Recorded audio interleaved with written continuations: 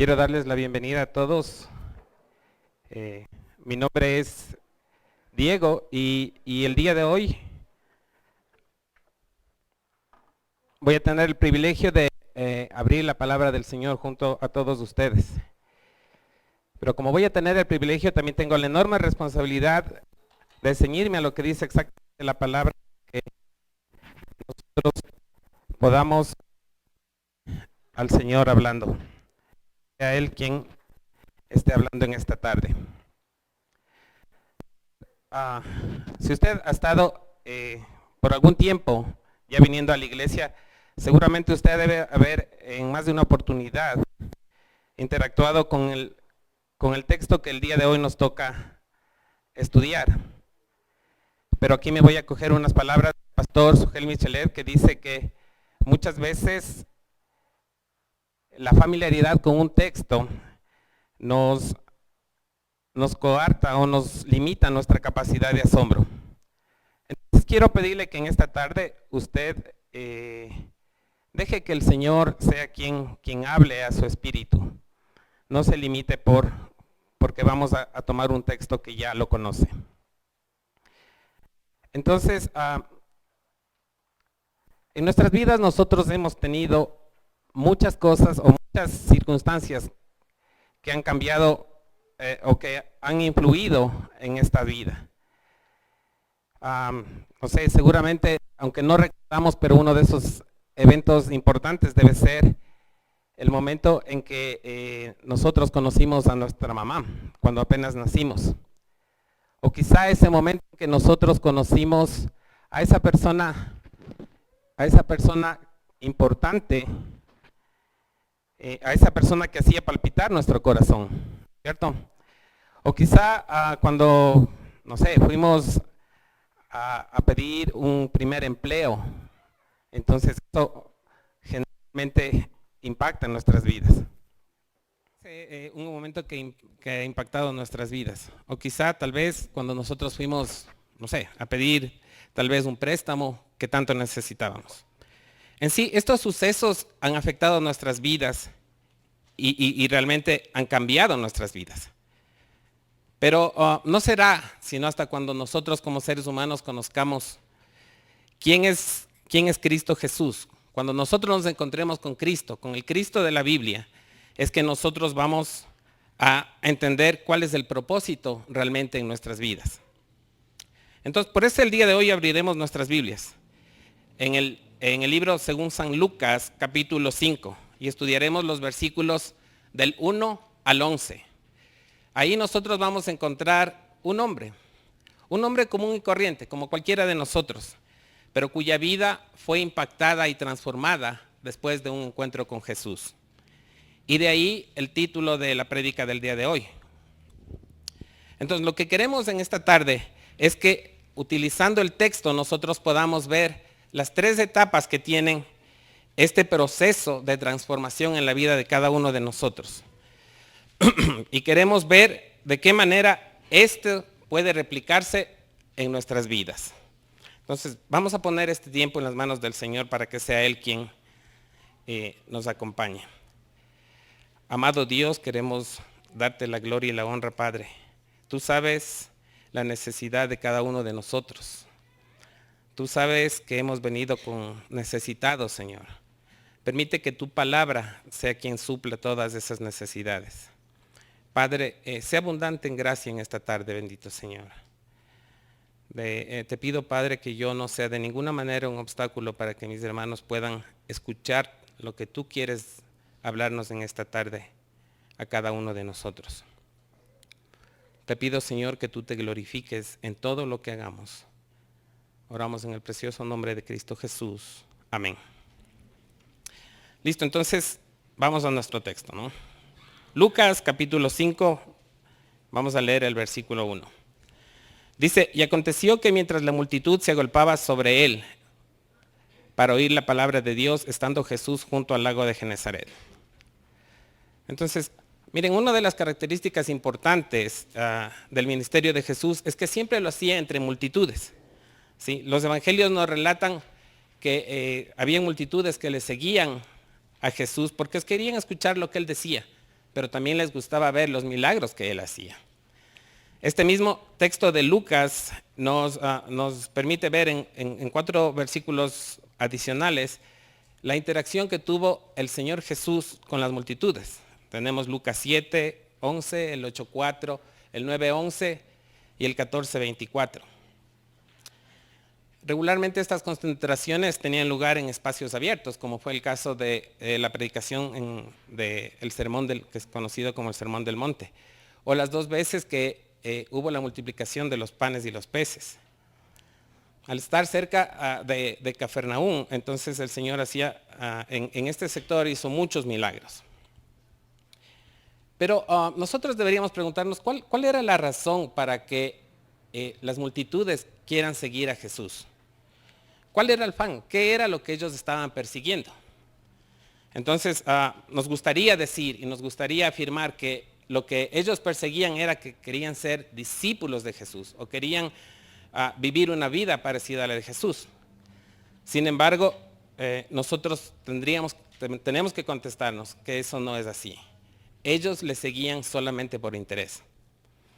Si nosotros vamos en el mismo libro de Lucas, unos versículos para atrás, podemos ver que Jesús comenzó a hacer ya algunos milagros y por eso la gente le seguía. Algunos historiadores dicen que sitúan este evento de Lucas a inicios del 2º año del ministerio del Señor Jesús. No podríamos decir eso, pero lo que sí podemos ver es qué es lo que estaba haciendo el Señor en Cafarnaúm. Quiero por favor pedirles que vayamos a Lucas capítulo 4 y vamos a leer los versículos que van desde el 35 al 41. Entonces, quiero que me acompañen en sus Biblias. Siempre vamos a pedirles por favor que traigan sus Biblias, porque ahí es donde ustedes pueden incluso tomar nota de alguna cosa. Lucas capítulo 4, versículo 35 dice: y Jesús le reprendió diciendo, cállate y sal de él. Entonces el demonio, derribándole en medio de ellos, salió de él y no le hizo daño alguno. Y dice, y estaban todos maravillados y hablando unos a otros diciendo, ¿qué palabra es esta que con autoridad y poder manda a los espíritus inmundos y salen? Versículo 38 y 39. Y levantándose salió de la sinagoga y entró en la casa de Simón. Y la suegra de Simón se hallaba sufriendo con una enfermedad muy alta, y le rogaron por ella. E inclinándose sobre ella, reprendió la fiebre, y la fiebre la dejó, y al instante ella se levantó y le servía. 40 y 41. Al ponerse el sol, todos los que tenían enfermos de diversas enfermedades, se los llevaban a él, y poniéndole él las manos sobre cada uno de ellos, los sanaba. Y también de muchos salían demonios. Miren, entonces Jesús estaba ya haciendo un ministerio. Él estaba sanando enfermos, él estaba expulsando demonios. Ya había también hecho el milagro de la multiplicación de los panes. Entonces, esa era la razón por que la gente le seguía. La gente le seguía porque les gustaba también escuchar lo que él decía. Pero sobre todo le seguía por los milagros. ¿Y a quién no le gusta? ¿Y a quién no le gusta ver milagros, no es cierto? Otros le seguían por las sanidades que había. Y muchos porque les gustaba el comer abundantemente. Entonces, miren, hoy en día hay mucha gente que asiste a la iglesia por las mismas razones. Quieren ver milagros, buscan satisfacer sus necesidades a través de este Cristo. Pero seguirle solamente porque vemos milagros o obtenemos algún beneficio resultaría hasta lógico, ¿verdad? Pero lo que quiere Cristo es que cada uno de nosotros entremos en un proceso de discipulado con Él. Pero entendiéndose que el discipulado es un proceso, entrar en un proceso de aprendizaje permanente para vivir una vida parecida a la que vivió Jesús. Entendiéndose que obviamente la vida de Jesús era una vida perfecta, era la perfecta expresión de la voluntad de Dios. Entonces, realmente nosotros no podemos decir que la multitud le seguía a Cristo porque quería ser sus discípulos. Es más, si nosotros vamos al libro de Marcos, capítulo 10, y vemos el versículo 46. Ahí nosotros podemos ver, dice así el versículo: entonces llegaron a Jericó, y cuando salía de Jericó, se refiere a Jesús, con sus discípulos y una gran multitud. Entonces mire, aquí nosotros podemos ver que los discípulos no eran parte de la gran multitud que había. En Juan 6:26 dice Jesús: francamente ustedes me buscan porque comieron hasta quedar satisfechos, y no por haber entendido los milagros que hice. Entonces, nuevamente aquí recalca el Señor que ellos le buscaban solamente por interés. En Mateo 11:20 vemos que Jesús dice: entonces comenzó a increpar a las ciudades en las que había hecho la mayoría de sus milagros, porque no se habían arrepentido. Entonces la condición de las multitudes es que seguían siendo pecadores. Entonces podemos ver, mire, que pese a lo fascinante e impresionante de las escenas, no daba como resultado creyentes verdaderos. Ellos estaban viendo los milagros que había hecho Jesús, pero no daba como resultado que ellos cambiarían sus vidas. Las personas no se arrepentían y no aceptaban a Jesús como su Salvador. Las personas estaban buscando o estaban interesados en encontrar a un Jesús que les solucionara sus problemas y les diera lo que ellos necesitaban. Y lo que ellos necesitaban eran milagros, sanidad y comida, y no un Salvador. Pero nosotros podemos concluir que los milagros nos asombran, pero no nos salvan. Entonces esa era la condición de esta gente. Avancemos un poco en nuestro texto, versículo 2. Dice: vio 2 barcas que estaban a la orilla del lago, pero los pescadores habían bajado de ellas y lavaban las redes. Subiendo a una de las barcas, que era de Simón, pidió que se separara de tierra un poco y sentándose enseñaba a las multitudes desde la barca. Entonces, por un momento quisiera que nos imaginemos esta escena. Jesús viene con ese montón de gente que le seguía. Era algo interesante, algo nuevo, algo novedoso. Pero ahí había un grupo de pescadores, incluido Simón Pedro, a quienes eso no les afectaba. O sea, ellos eran apáticos a lo que estaba pasando en esa escena. Ellos se quedaron de una manera impávidos ante lo que estaba sucediendo. Y seguramente ellos ya deben haber oído qué era lo que Jesús estaba haciendo en toda Galilea. Pero ellos estaban ahí sin relacionarse con lo que estaba pasando. Y seguramente esto es algo entendible, porque ellos habían llegado después de haber trabajado toda la noche. Estaban cansados, no habían logrado conseguir nada y seguramente ellos estaban en su cabeza pensando que quieren descansar y estaban también pensando en cómo suplirían para su familia durante ese día. En síntesis, con lo que pasaba con ellos es que ellos estaban sumergidos en sus propios problemas. Entonces, recordemos, el efecto de la caída en el jardín del Edén es que los seres humanos hemos perdido el propósito para el cual fuimos creados. Isaías 43:7 dice que para gloria mía los he creado, los formé y los hice. Ese es el propósito para el cual Dios nos hizo, para gloria de Él. Pero nosotros, ¿qué es lo que hacemos? Nosotros hemos fracasado en alcanzar este propósito. Y lo que hemos hecho es que hemos cambiado la gloria del Dios incorruptible por una imagen en forma de hombre corruptible. Lo que nosotros hemos hecho es que hemos cambiado la imagen de Dios por la imagen que adoramos. Y la imagen que adoramos es la imagen que vemos todos los días en el espejo. ¿Sí? Y eso en esencia es lo que nosotros vemos en la palabra que se llama el pecado. ¿No es cierto? Si esta tarde yo les pidiera que hagamos una lista de cuáles son nuestras mayores necesidades, ordenándolas en orden de prioridad o de importancia. Yo estoy seguro que ustedes me van a decir cosas externas a cada uno de ustedes. Seguramente me van a hablar: necesito salud, necesito finanzas, que mi matrimonio se arregle, que mis hijos se comporten bien, que tenga un mejor trabajo. Seguramente todas esas cosas van a estar en sus listas. Pero todas esas cosas están fuera de buscar el propósito para el que Dios nos hizo. Porque pensemos en una cosa, pensemos en el trabajo. Nada le mantiene a las personas más alejadas del Señor que sus trabajos. ¿Quién no está ocupado en su trabajo o en la educación a fin de conseguir un trabajo? ¿Sí o no? Entonces, aunque la mayoría de la gente pasa ocupada, siempre pasa ocupada en cosas que no tienen nada que ver con buscar el propósito de Dios. ¿Sí? Entonces, recuerdo haber conocido a una persona que durante 8 años pasó trabajando arduamente porque quería ir a un tour para conocer unos lugares espectaculares en Europa. Y creo que fruto de su sacrificio, al fin lo logró hacer.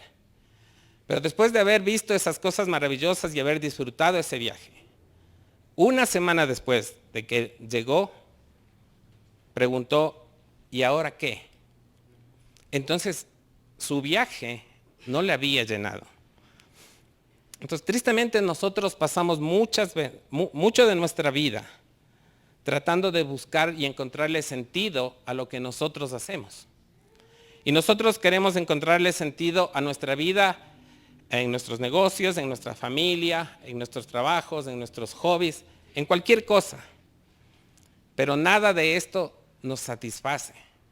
Y eso es porque el Señor ha puesto en nosotros un vacío que solo Él puede llenar. Nosotros vemos que estos pescadores, en el caso de que a la cabeza Pedro, ellos estaban ensimismados, buscando encontrar algo que les dé satisfacción ese día, algo que les llene ese día, algo que pueda en realidad suplir en ese día. Pero no lo podían conseguir porque estaban buscando fuera del propósito de Dios. Entonces la gente pasa mucho tiempo buscando un propósito en su vida. Pero cuando nosotros pensamos en Salomón, él tuvo todas las riquezas, toda la sabiduría, todo el poder, que son en esencia las cosas que nosotros buscamos. Pero él, al final de su vida, él dijo que todo esto era vanidad de vanidades. Entonces, él tuvo todo lo que podríamos nosotros tener y sin embargo, estas cosas no le satisfizo. Entonces, miren, ¿qué es lo que nosotros podemos ver en esto? Nosotros podemos ver a 2 grupos de personas en esta porción de la palabra. Que primero eran pecadores. Y segundo, estaban o buscándole a Cristo por las razones equivocadas, o estaban ajenos a buscarle a Dios, estaban buscando hacer su voluntad ajenos a Dios. Entonces, bajo esa situación, nosotros podemos ver que eran personas que estaban condenadas. Y si esta historia terminara aquí, solamente veríamos la condición de estas personas, pero no habría ninguna esperanza. Pero lo maravilloso de la palabra del Señor es que esto no termina allí. Entonces, avancemos, hermanos. Versículo 4. Cuando terminó de hablar, dijo a Simón: sal a la parte más profunda y echad vuestras redes para pescar. Entonces aquí se repite algo que ha pasado a lo largo de la historia de la humanidad. Dios es el que toma la iniciativa. En este caso Jesús tomó la iniciativa de hablar con Simón Pedro. Pero el tomar la iniciativa es algo que nosotros vemos a lo largo de toda la palabra. Dios tomó la iniciativa en la creación, ¿no es cierto? Génesis 1:1. Dios tomó la iniciativa en la revelación. Hebreos 1 y 2 nos dice eso. Y Dios tomó la iniciativa para la salvación. Entonces nosotros vemos que Dios creó, que Dios habló y que Dios actuó. Entonces, a lo largo de la historia de la vida, así ha pasado. Él fue quien nos buscó a cada uno de nosotros hasta encontrarnos. Nosotros no fuimos en busca de Él. Él fue quien vino a buscarnos a cada uno de nosotros. Él nos ha buscado y todavía continúa buscando, porque todavía hay gente a quien quiere Él salvar. Entonces, en este versículo nosotros vemos que Jesús le da una orden a Pedro. Y ante una orden lo que nosotros tenemos que hacer es obedecer. Y Dios demanda de nosotros obediencia. Pero muchas veces nosotros no le obedecemos porque no le oímos. No sé si les ha pasado, pero recuerdo que cuando éramos pequeños, los abuelitos nos decían que si nosotros cogemos un caracol, ¿no es cierto?, y lo ponemos en nuestra oreja y nos quedamos calladitos, durante un tiempo nosotros vamos a poder escuchar el ruido del mar, ¿no es cierto? La verdad, no sé si es que alguna vez lo escuché, pero seguro fue así. Entonces, pero eso es porque nosotros queríamos escuchar ese sonido. Entonces, nuestro corazón, nuestros oídos se sintonizan con lo que nuestro corazón y nuestra mente está deseando. Si nosotros ponemos nuestro corazón y nuestra mente en el mundo, entonces, ¿qué es lo que vamos a escuchar? Los sonidos del mundo, ¿no es cierto? Entonces, muchas veces el pecado bloquea nuestros oídos espirituales para que nosotros no escuchemos las órdenes que el Señor nos da. Y hay muchas cosas que simplemente no podemos escuchar, sino hasta cuando nosotros estemos callados y escuchando con atención. Cuando nosotros nos concentrábamos en el caracol, nosotros llegábamos a escuchar el sonido del mar. Entonces, si nosotros ponemos nuestra atención en Dios, ¿qué es lo que nosotros vamos a poder escuchar?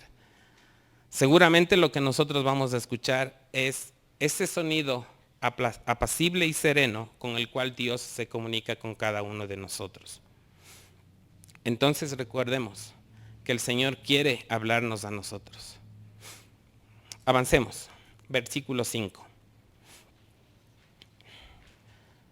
Dice, respondiendo Simón dijo, Maestro, hemos estado trabajando toda la noche y no hemos pescado nada.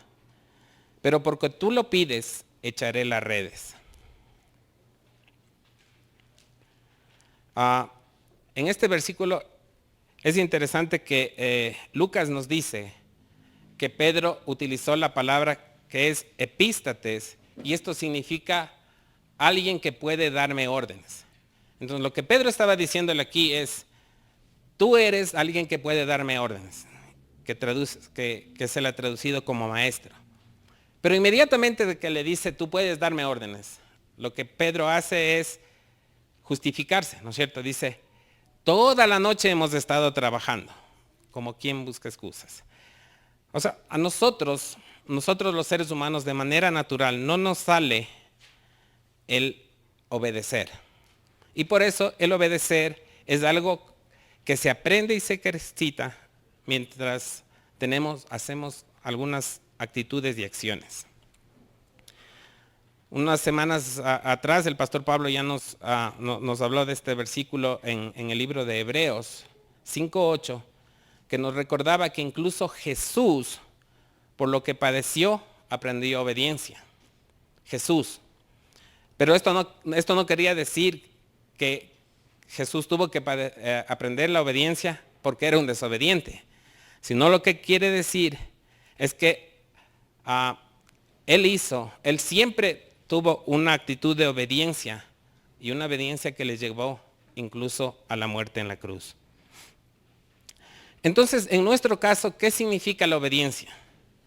En nuestro caso, la obediencia consistirá en hacer lo que Dios nos diga, cuándo, cómo y con quién Él nos diga. ¿Sí? Si el Señor nos da instrucciones es porque Él quiere que nosotros hagamos lo que Él nos ha encomendado. Muchas veces algunos de nosotros No obedecemos al Señor o solamente obedecemos cuando nosotros creemos que lo que Él está diciendo nos va a traer algún beneficio.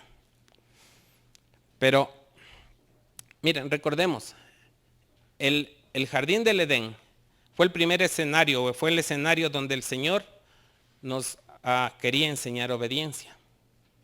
¿No es cierto? Ahí en el jardín del Edén no se habló ni de fe, ni de arrepentimiento, ni de justificación, ni de nada. Ahí solamente se habló de obediencia. Entonces, el Señor les dio una orden específica a Adán y a Eva. ¿Qué les dijo?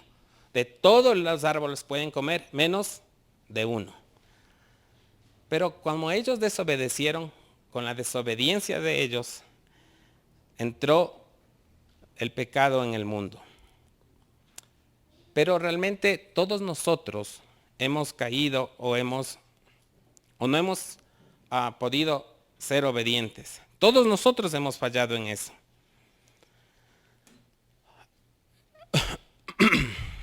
Entonces, todos nosotros somos desobedientes. Por eso la obediencia es algo que nosotros debemos realmente practicar. Pero veamos qué más dijo Pedro. Al final de ese versículo dijo, pero más porque tú lo ordenas, echaremos las redes. Entonces, lo que Pedro está aquí haciendo es obrar en fe. Y nosotros, como hijos de Dios, somos llamados a andar en fe. Segunda de Corintios 5:7 nos dice, porque por fe andamos y no por vista. Entonces nosotros tenemos que aprender a vivir por fe con la seguridad de que el Señor es fiel y cumple todas sus promesas. Avancemos. Versículos 6 y 7. Cuando lo hicieron, encerraron una gran cantidad de peces, de modo que sus redes se rompían. Entonces hicieron señas a sus compañeros que estaban en la otra barca para que vinieran a ayudarlos, y vinieron y llenaron ambas barcas de tal manera que se hundían. Entonces mire, lo que Jesús quiere es que lo que persigue de nosotros es que le escuchemos y que le obedezcamos. Hay un relato en el libro de Marcos, capítulo 4, donde dice que Jesús estaba dirigiendo a la multitud y un momento llama su atención al decir oíd, y era porque para el Señor que su pueblo escuche era importante. Entonces solo hasta que nosotros escuchemos su voz, la voz del Señor, y obedezcamos su palabra, podremos experimentar quién es Él y cuán poderoso es en obras. ¿Qué estaba pasando en la vida de Pedro? Pedro estaba comenzando a ser transformado al obedecer. Al reaccionar en obediencia ante las palabras de Jesús, Pedro y los que estaban en la barca estaban experimentando un milagro increíble y maravilloso. No tenía nada que ver con lo que había pasado en esa misma barca la noche anterior.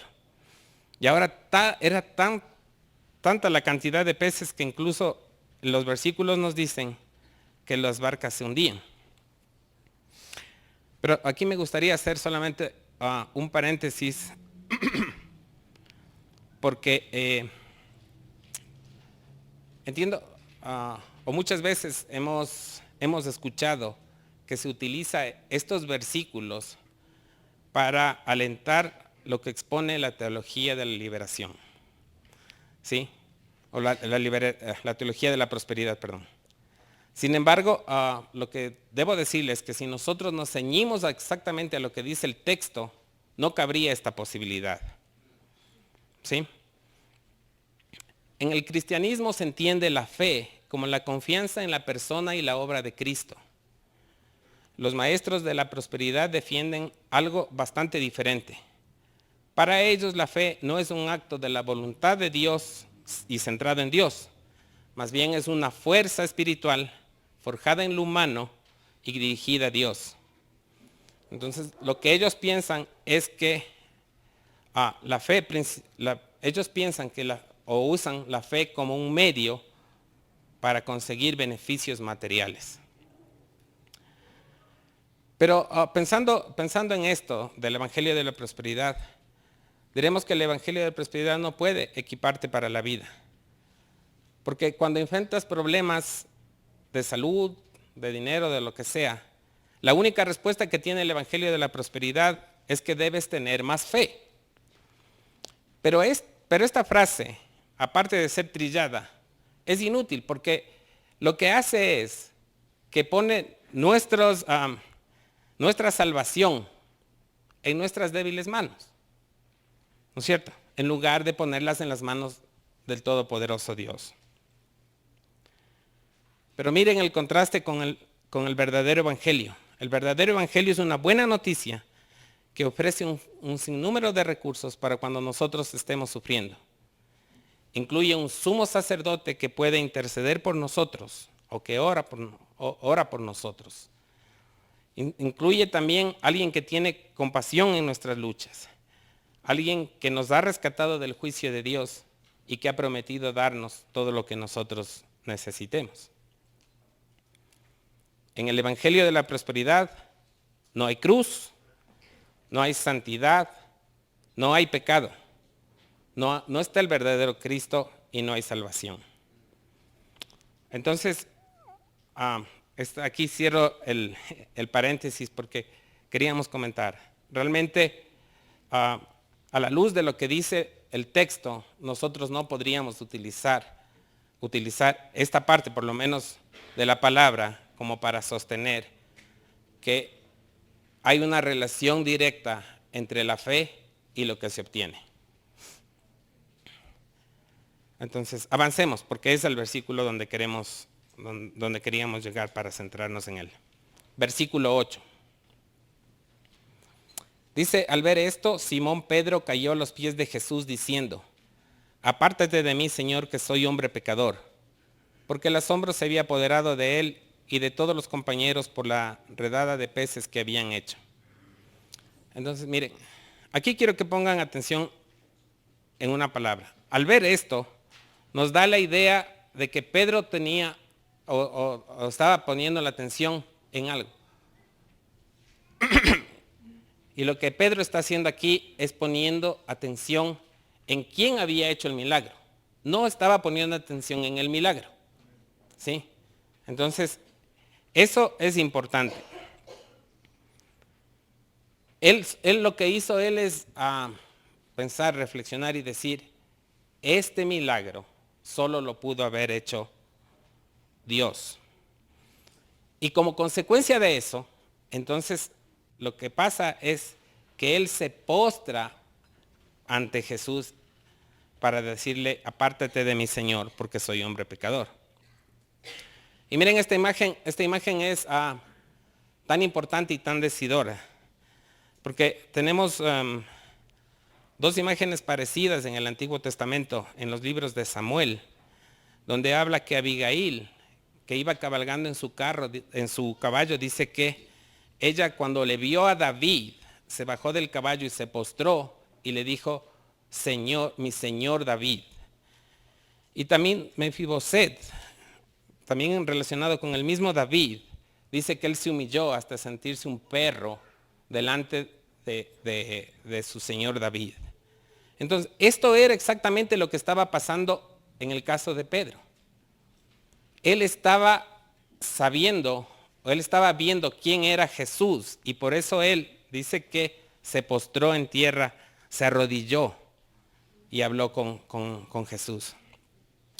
Pero cuando él habló, él dijo dos cosas que me parecen importantes. Él le dijo, apártate de mí, Señor, porque soy hombre pecador. Entonces, él reconocía dos cosas. Primero, que era hombre. Pero eso lo reconoció porque estuvo en la presencia del Dios Todopoderoso.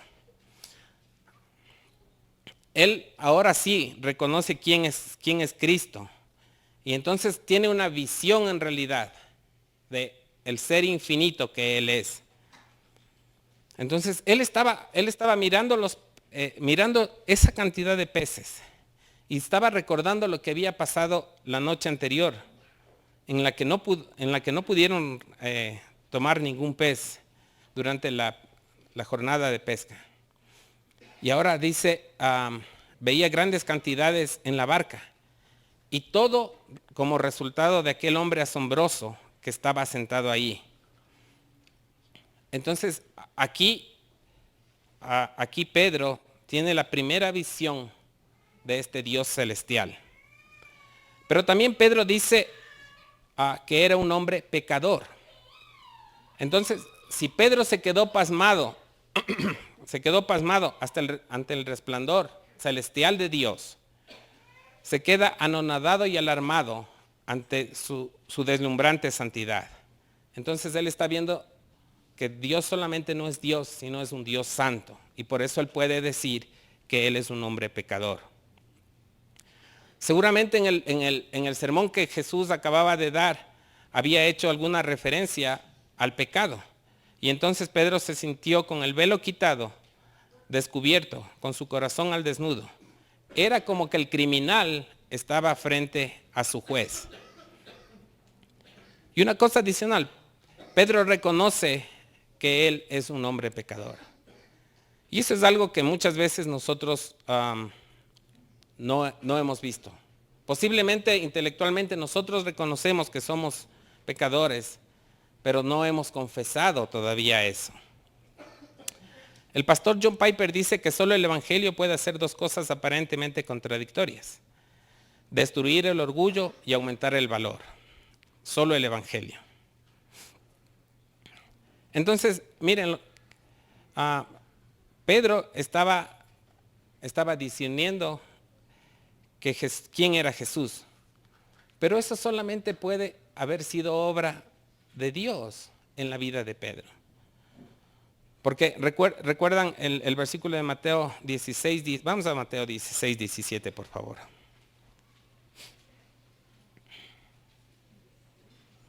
Sí, Mateo 16, 17.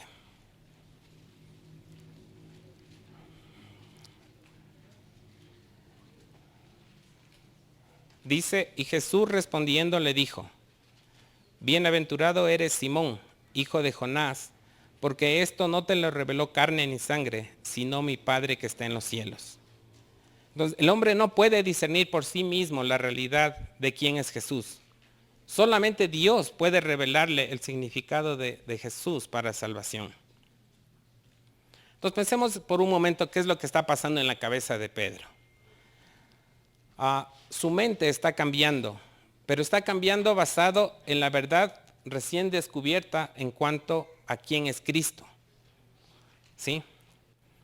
Entonces, él se vio, y es importante porque aquí nosotros podemos ver, si nosotros retrocedemos unos versículos para atrás, en el versículo 5, nosotros vemos que Pedro le llamó a Jesús maestro, pero en el versículo 8, Pedro le está llamando a Jesús Señor. Entonces aquí vemos que hay realmente un cambio en la vida de Pedro. ¿Sí? Y este cambio es lo que nosotros llamamos el arrepentimiento. ¿Sí? El arrepentimiento para nosotros es un cambio de vida, ¿no es cierto? Un giro nosotros normalmente decimos un giro de 180 grados en relación a nuestra vida. Pero este cambio, ¿no es cierto? Este cambio no puede ser posible si primero no cambia la mentalidad o nuestra mente para saber quién es en realidad Jesús y lo que Él ha hecho en nuestras vidas. ¿Sí?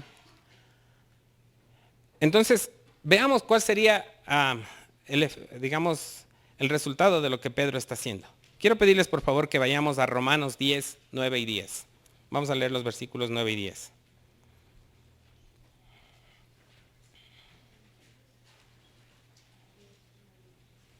Romanos 10, 9 y 10. Dice que si confesares con tu boca que Jesús es el Señor y creyeres en tu corazón que Dios le levantó de los muertos, serás salvo. Porque con el corazón se cree para justicia, pero con la boca se confiesa para salvación. Entonces, en el contexto de lo que nosotros estamos leyendo en relación a Pedro, Pedro está haciendo aquí una declaración formal para su salvación. porque él está obrando por fe y él reconoce quién es Cristo.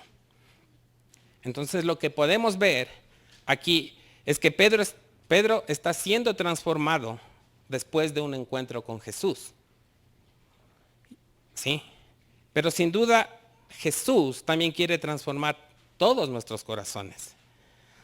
Él quiere que nosotros le dejemos de ver como el hombre común y nosotros le veamos como quien realmente es, el Dios Todopoderoso. Él quiere que recordemos que solo el Evangelio trae a los pecadores a un gozo supremo y eterno. Nada en el mundo puede hacer esto sino el Evangelio de Jesucristo. Miren, el judaísmo, el budismo, el hinduismo, el islamismo.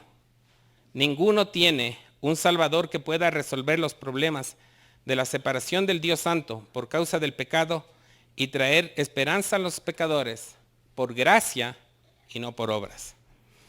Esto solo puede hacer el mensaje salvador del Evangelio. Entonces,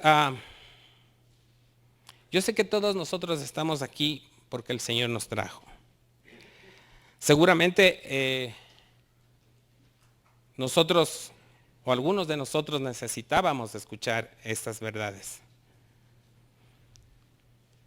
Seguramente este es el día que el Señor ha determinado que tú seas salvo.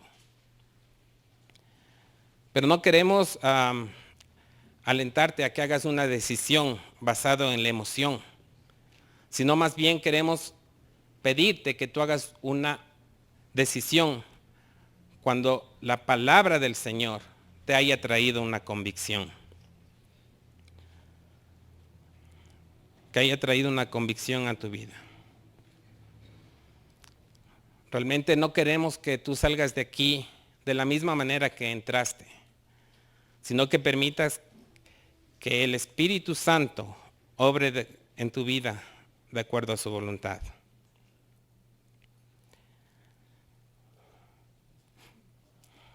Avancemos. Versículo 10. Y lo mismo le sucedió también a Jacobo y a Juan, hijos de Zebedeo, que eran socios de Simón. Y Jesús le dijo a Simón, no temas, desde ahora serás pescador de hombres. La palabra griega traducida aquí como pescador es egreo, compuesta de zoos, que es vivo, y agreu, que es pescar. Lo que el Señor le estaba diciendo ahora a Pedro es que él pescará hombres que estén vivos. Normalmente lo que pasa es que el pescador coge los peces que están vivos y luego los mata, ¿cierto? Pero lo que el Señor le está diciendo ahora a Pedro, o le está proponiendo aquí a Pedro, es que él coja o él pesque hombres que estén muertos y los lleve a la vida a través del mensaje de Cristo.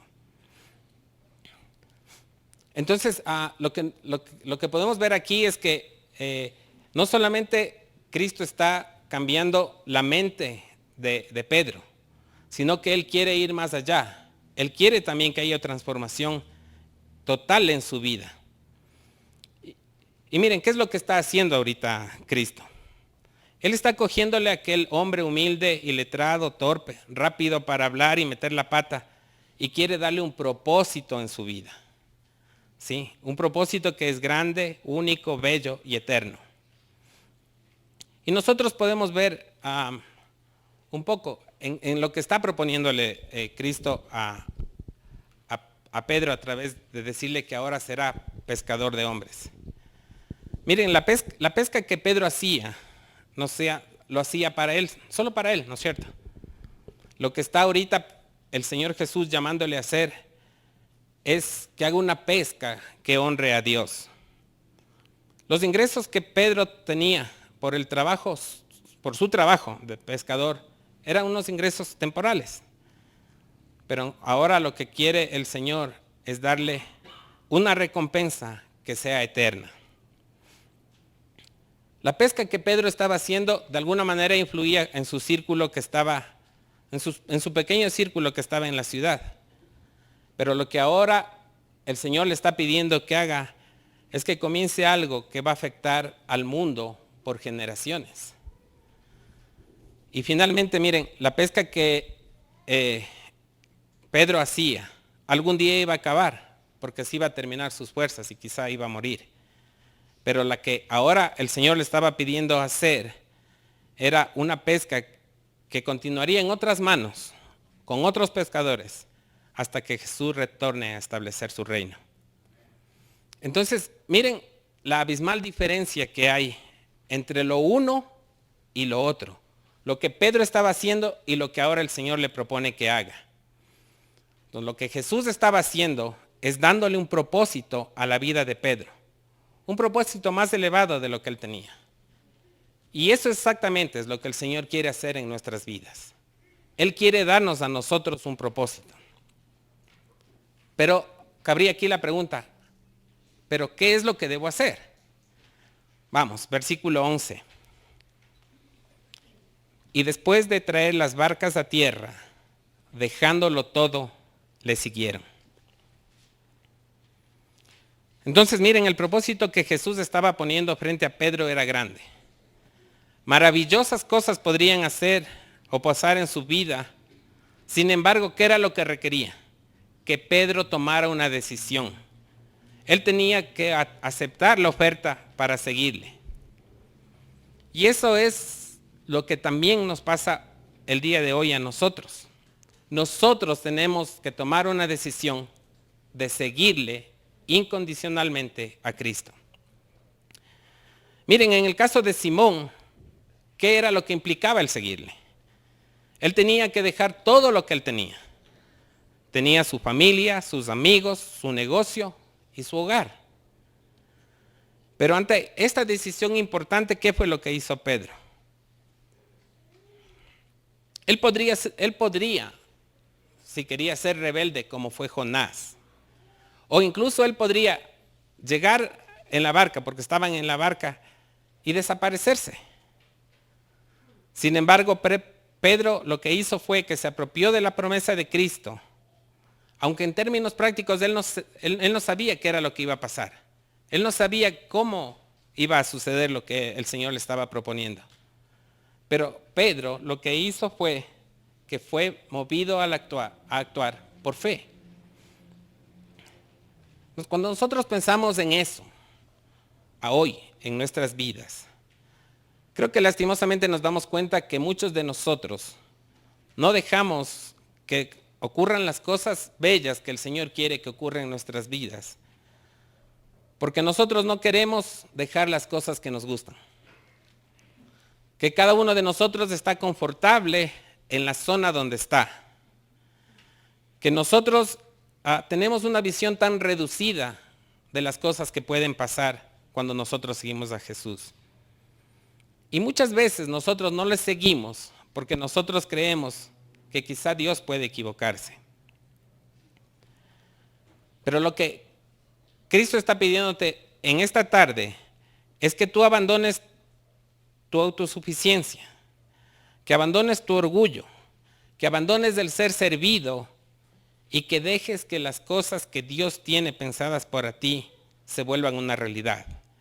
Es decir, que ahora Dios ponga el propósito en tu vida. Pero por último notemos, miren, que la invitación a seguirle no solamente afectó la vida de Pedro, sino también la de Juan y Jacobo, que estaban también en la barca. Ellos también dejaron todo y siguieron a Jesús. Y eso, el día de hoy nos dice que también Jesús tiene un lugar para ti. Que Él quiere transformar tu vida y darle un propósito. Que hoy Cristo te está llamando. Entonces concluyamos. ¿Qué fue lo que hizo Pedro? Primeramente escuchó. Segundo, obedeció. Y tercero, lo dejó todo. Entonces, ¿quieres tú que el Cristo el Creador cambie tu vida? ¿Qué es lo que necesitas hacer? Necesitas escuchar detenidamente su palabra, ser obediente a ella y dejar lo que sea necesario cuando Él lo requiera. Recordemos que ser cristiano va ligado a seguir a Cristo. Y seguir a Cristo va ligado a negarse y a tomar su cruz todos los días.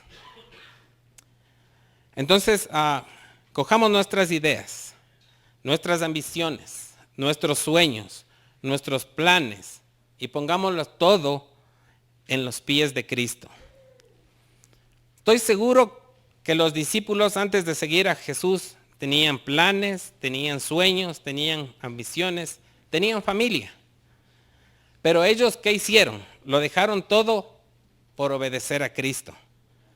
Y pasaron de ser pescadores a ser pescadores de hombres y a cambiar la historia.